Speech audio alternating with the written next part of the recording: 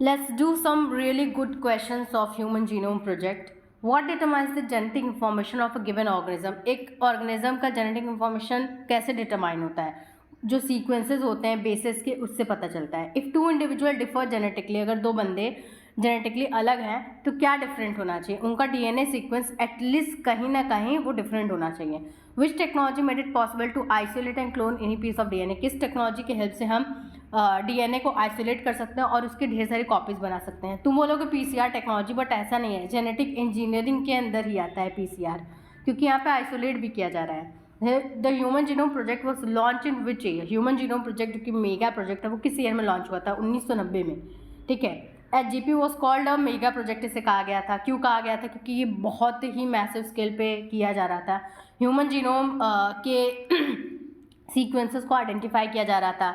तो कितने base pairs approximately होते हैं? तो 3 × 10⁹ बेस पेयर्स होते हैं. इंपॉर्टेंट है.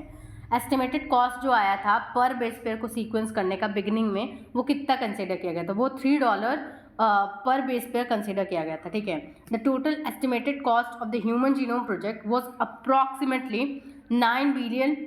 अगर मल्टीप्लाई कर दोगे बेसिकली $3 पर बेस पेयर था इंटू 3 × 10⁹, तो उससे हमें $9 बिलियन मिलेगा. If the genome is stored in books, ठीक है, फिर जीनोम को बुक्स में स्टोर किया गया था और बोला गया था कि हर एक पेज पे 1000 लेटर होगा और 1000 पेज वाला बुक होगा. तो कितने बुक चाहिए होंगे? 3300 बुक्स चाहिए होंगे. 3300. HGP was closely associated with rapid development of which field? तो इससे आप बोल सकते हो bioinformatics. Which goal of HGP relates to jeans?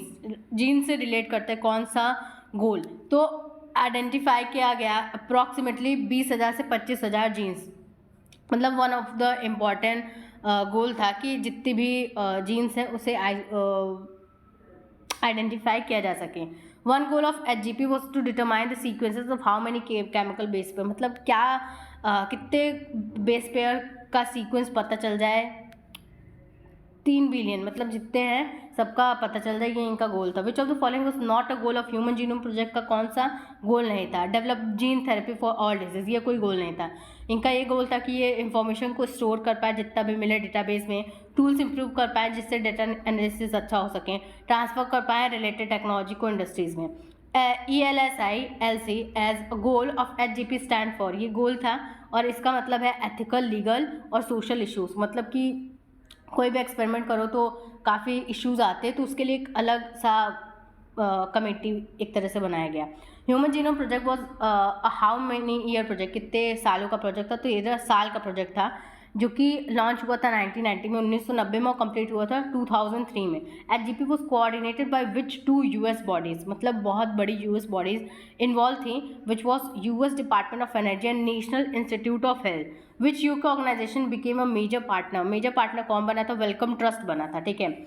USA और UK के अलावा कौन अदर कंट्रीज थी जिन्होंने कंट्रीब्यूट किया HGP में? तो जापान, फ्रांस, जर्मनी और China.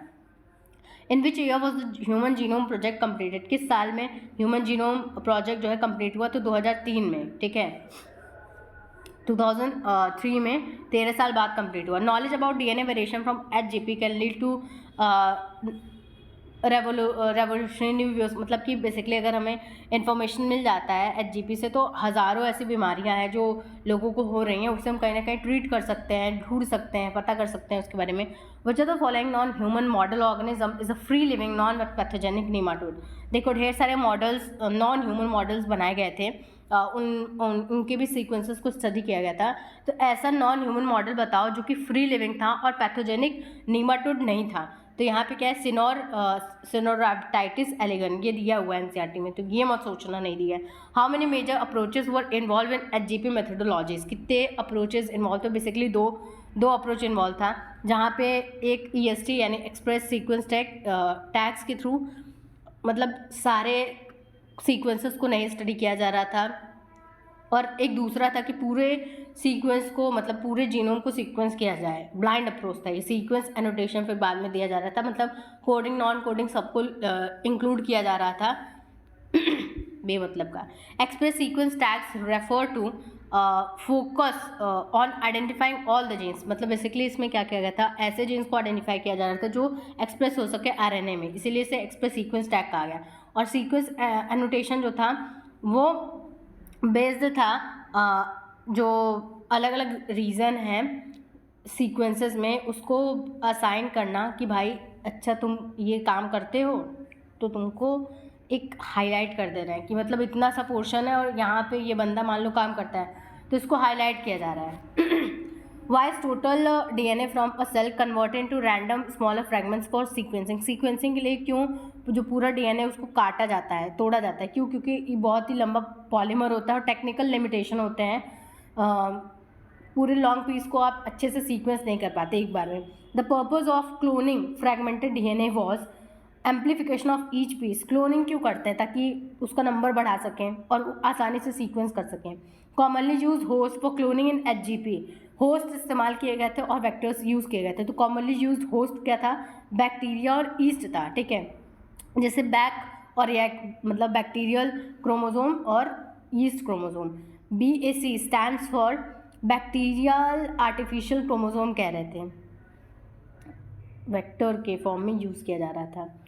YAC stand for yeast artificial chromosome. The DNA fragment वो sequence using automated DNA sequencer का इस्तेमाल करके DNA फ्रेगमेंट्स को सीक्वेंस किया गया. और ये किस पे बेस्ड था? जो मेथड बेस्ड ये मेथड जो था वो फ्रेडरिक सेंगर ने डेवलप किया था. ठीक है, मेथड के बारे में बताया नहीं है. Frederick Sanger is also credited for developing the method of determination of. और इन्होंने क्या किस चीज़ की डिस्कवरी की है, डेवलप किया है बेसिकली मेथड. तो अमीनो एसिड सीक्वेंसेस जो प्रोटीन होते हैं उसको भी डिटरमाइन करने का जो मेथड है इन्होंने डेवलप किया. आफ्टर सीक्वेंसिंग, सीक्वेंस करने के बाद हमने बोला कि सीक्वेंसर आता है, उसके हेल्प से सीक्वेंस किया जाता है. जो सीक्वेंसेस हैं उससे अरेंज किया जाता है किसके बेसिस पे?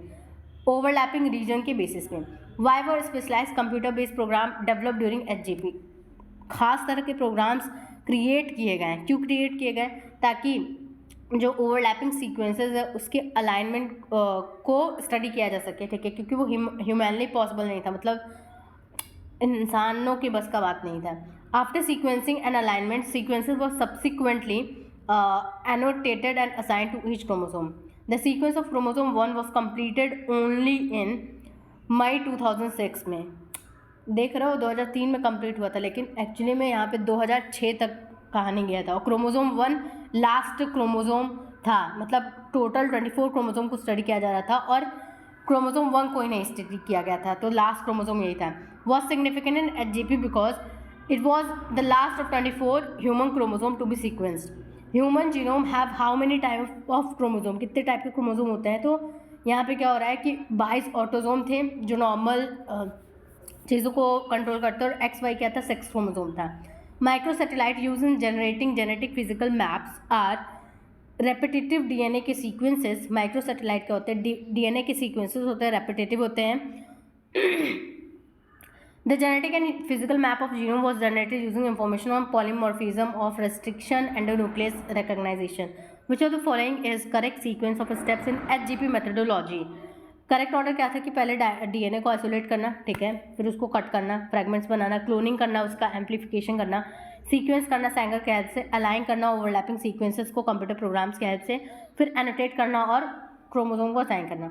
Knowledge of non human organism DNA sequences can help solve. मतलब अगर नॉन ह्यूमन ऑर्गेनिज्म को यूज़ किया जा रहा है तो उससे क्या फ़ायदा है?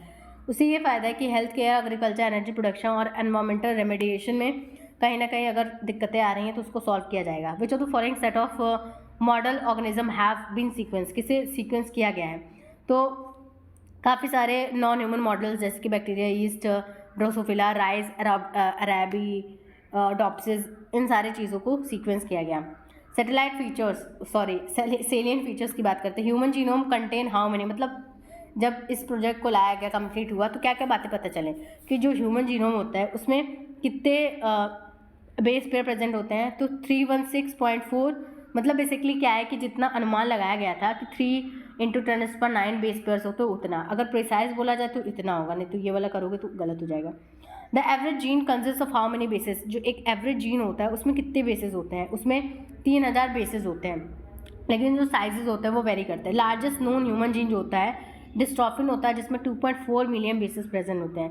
Total number of gene human genome में जो एस्टिमेट लगाया गया था वो लगाया गया था कि भाई 80,000 से 1,40,000 तक होते हैं, लेकिन पता लगा कि भाई 30,000 जीनों से होते हैं. What were the previous estimate of the number of human genome before HGP? बोला गया ना कि 80,000 से 1,40,000. What percentage of nucleotide bases are exactly the same in all human? कितना परसेंट न्यूक्लियोटाइड बेस सेम होता है सारे ह्यूमन में? Almost 99.9%. Function are known for over what percent, मतलब जितने भी डिस्कवर जीन्स हुए हैं उसमें से कितनों का फंक्शन पता था? तो 50% का फंक्शन पता था. What percent of genome code for protein? कितनी परसेंट जीन्स होती हैं जो प्रोटीन के लिए कोड करते हैं? Less than 2%. रिपीटेड सीक्वेंसेस काफ़ी देखे जाते हैं ह्यूमन जीनोम में, तो ये जो होते हैं बहुत ही बड़ा पोर्शन बनाते हैं ह्यूमन जीनोम का. रेपिटेटिव सीक्वेंसेस रिपीटेड होते हैं कई टाइम्स, सम टाइम तो 100 से 1000 गुना बार भी रिपीट होते हैं. Repetitive sequences are thought to have no direct coding function, मतलब कोई कोडिंग फंक्शन नहीं होता, लेकिन क्रोमोसोम का स्ट्रक्चर, डायनामिक, ये सब में इन रोल प्ले करते हैं. Which human chromosome was the most number of gene? किसमें सबसे ज़्यादा जीन्स थे? क्रोमोसोम 1 में, which was 2968. Which human chromosome has the fewest number of gene? तो क्रोमोसोम वाई जो था उसमें सबसे कम था, 231. Number of gene on chromosome 1 and chromosome Y respectively are 2968 and 231. SNP इसे क्या कहते हैं? सिंगल न्यूक्लियोटाइड पॉलीमॉर्फिज्म कहते हैं, SNPs कहते हैं इसे. SNPs are pronounced at scientist have identified how many locations जहाँ पे SNPs प्रेजेंट है, कितने लोकेशंस पे? तो 1.4 मिलियन ऐसी लोकेशंस थी जहाँ पे SNPs प्रेजेंट है. SNPs का मतलब क्या है कि सिंगल बेस में डिफरेंस आ रहा हो. DNA जैसे 2 DNA है, दोनों DNA में एक बेस पे डिफरेंस हो. Deriving meaningful knowledge of DNA sequence will lead to understanding of biological system. The enormous task of HGP knowledge derivation require expertise from varied discipline, both public and private sector. One of the largest impact of having the HG sequence may be enabling a radically new approach in the past. So yeah, that is it today. बहुत ही important था.